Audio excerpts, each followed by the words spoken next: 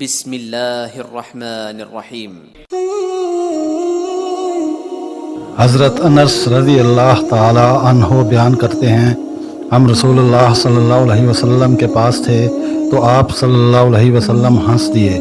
آپ صلی اللہ علیہ وسلم نے فرمایا، کیا تم جانتے ہو کہ میں کس وجہ سے ہنس رہا ہوں؟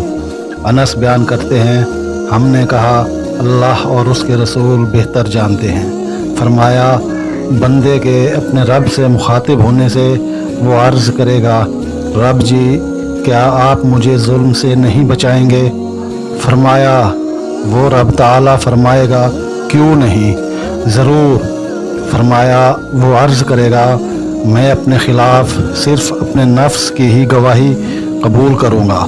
فرمایا، اللہ تعالیٰ فرمائے گا، آج تیرا نفس ہی تیرے خلاف گواہی دینے کے لیے کافی ہے، اور لکھنے والے معزز فرشتے بھی گواہی کے لیے کافی ہیں۔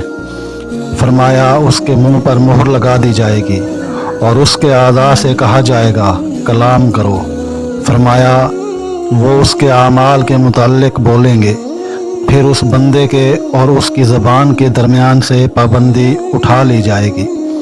فرمایا، وہ اپنی زبان سے بول کر کہے گا، تمہارے لیے دوری ہو اور ہلاکت ہو، میں تو تمہاری ہی طرف سے جھگڑا تھا۔